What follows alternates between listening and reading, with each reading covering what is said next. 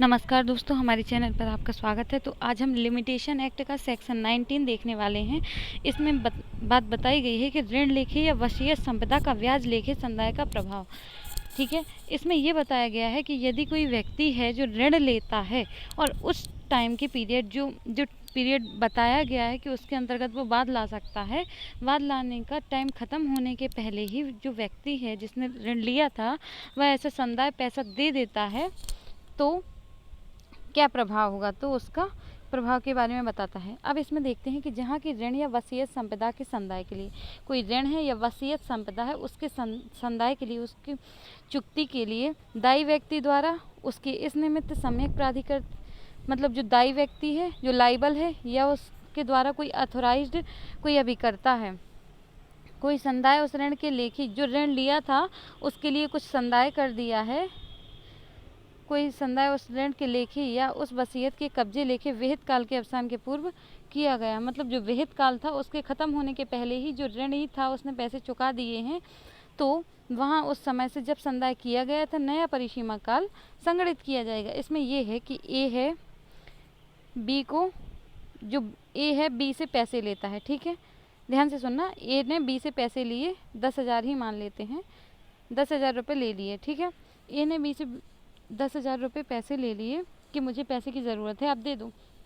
अब पैसे ले लिए, तो यहाँ पर जो ए है, ए यदि पैसे नहीं देता है तो बी कब तक वाद ला सकता है, तो 3 साल मिलते हैं। एग्जाम्पल देख रहे हैं, तो यदि जो ए है, जो ऋणी है, वो पैसा नहीं देता है तो 3 साल पैसे की चुकती के लिए, रिकवर करने के लिए वाद लाया जा सकता है। अब 3 साल के पहले ही क्या होता है कि जब वाद लाने का अधिकार उत्पन्न होता, उसके पहले क्या करता है, जो बी है वह या उसके अभिकर्ता द्वारा, बी नहीं ए सॉरी ए ने पैसा लिया था ना यहाँ पर, ए या ए के अभिकर्ता द्वारा बी को हस्ताक्षरित रूप से कुछ पैसा दे दिया जाता है। जैसे 10,000 रुपये लिया था तो 10,000 रुपये दे दिया जाता है, या जो ब्याज लिया था तो ब्याज दे दिया जाता है।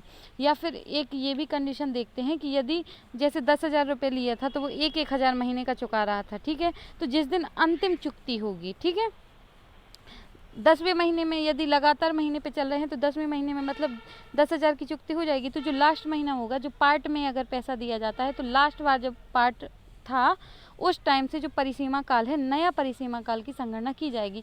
सीधी सी बात यह है, यदि कोई व्यक्ति ऋण लेता है, पहली बात तो यह है, यदि कोई व्यक्ति ऋण लेता है और दूसरे व्यक्ति जिससे ऋण लिया है, तो दूसरे व्यक्ति को वाद लाने का अधिकार होता है यदि ऐसा जिसने ऋण लिया है वो पैसा नहीं देता है। ऐसा वाद लाने के पहले ही जिसने ऋण लिया है वह वाद के लाने के पहले ही क्या करता है, वह या उसका अभिकर्ता के द्वारा हस्ताक्षरित रूप से उसका पैसा चुका देता है जो उसने लिया था। ठीक है, या फिर उसका जो ब्याज होता है वो चुका देता है। यदि ऐसा चुका देता है तो जब से उसने ऐसा चुकाया है तो उस समय से, उस डेट से नया परिसीमा काल संगणित हो जाएगा। मतलब जो पहले था वो ख़त्म हो जाएगा, नया परिसीमा काल की संगणना की जाएगी। इसके साथ ये भी देखते हैं कि यदि जैसे 5,000 लिए थे, 2,000 लिए थे, ठीक है, मान लेते हैं 2,000 लिए, दूसरा एग्जाम्पल है, यदि 2,000 लिए थे, 200 लिए थे, ठीक है, चलो 2,000 लिए थे, तो क्या होता है कि 2,000 लिए थे, एक महीने में 1,000 चुका देता है और दूसरे महीने में दूसरा 1,000 फिर से चुकाता है, तो क्या हो जाता है, 2,000 कंप्लीट हो जाता है। तो जो लास्ट टाइम उसके द्वारा दे पैसा है, जो लास्ट टाइम उसने अगर पार्टली वह सबमिट कर रहा था, तो जो लास्ट टाइम उसने जो दिया था उस टाइम से, मतलब जो दूसरे महीने में, अगर जनवरी में उसने 1,000 दिया और फरवरी में फिर उसने 1,000 दिया, तो फरवरी जब वो देता है उस टाइम से परिसीमा काल की नई संगणना की जाएगी। ठीक है, इसमें एक और बात बताई गई है, स्पष्टीकरण जो प्रोवाइजो हो, जो परंतु है, इसको हमें नहीं पढ़ना है, इसको नहीं पढ़ना है। अब इस धारा के अंतर्गत जो बंधकित भूमि बंधकदार के कब्जे में हो, वहाँ ऐसी भूमि के भाटक या उपज की प्राप्ति संदाय मानी जाएगी। अब जो बंधकित भूमि है वो जो बंधकदार है उसके कब्जे में कब होती है, जो भोग बंधक होता है उसमें वह संपत्ति, जो व्यक्ति है वह संपत्ति दे देता है और उससे कहता है कि इससे जो भी भाटक वगैरह उत्पन्न होगा उससे आप अपना चुकती कर लेना। तो जब वो ऐसा जो भोग बंधक होता है तो उस दशा में क्या बंधकदार के कब्जे में है, वहाँ ऐसी भूमि के भाटक को उपज की प्राप्ति संदाय मानी जाएगी, मतलब वह इसके अंतर्गत मानी जाएगी। मतलब जब वह ऐसी जो भाटक उसे प्राप्त होता है या उपज से प्राप्त करता है जो, तो वो संदाय मानी जाएगी कि उसके द्वारा ऐसा संदाय कर दिया गया है। और जब भी वह संदाय करता है, जब भी वह उससे भाटक या स्थावर संपत्ति से कोई खेती वगैरह की थी तो उससे कोई लाभ अर्जित करता है, जैसे गेहूँ हुए थे उस स्थावर संपत्ति पे, तो गेहूँ को बेचकर जो पैसा हुआ है तो ये समझा जाएगा उसी टाइम से जब उसे पहली बार प्रॉफिट होता है या लास्ट टाइम, मतलब जब उसे प्रॉफिट होता है, जब पैसा अर्जित करता है तो उसी समय से उसका परिसीमित काल, नया परिसीमित काल स्टार्ट हो जाएगा। इसमें ये बात की गई है। फिर इसमें दूसरा बताया गया है, ऋण के अंतर्गत वह धन नहीं आता जो न्यायालय की डिक्री आदेश के अधीन संदेह हो।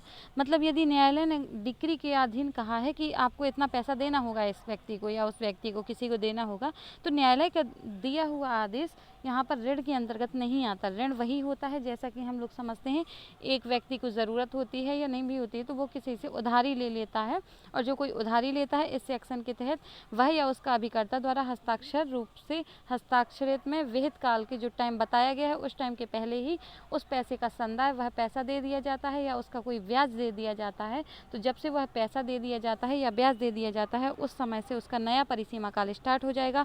प्रोवाइजो हमें पढ़ना नहीं है।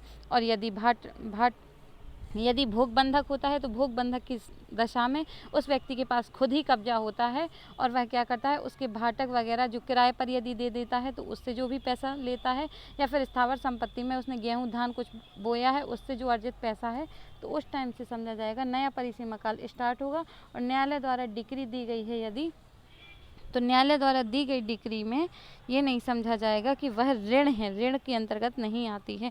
तो आई होप आपको समझ में आया होगा। आज के लिए सिर्फ इतना ही। Thank you, bye bye.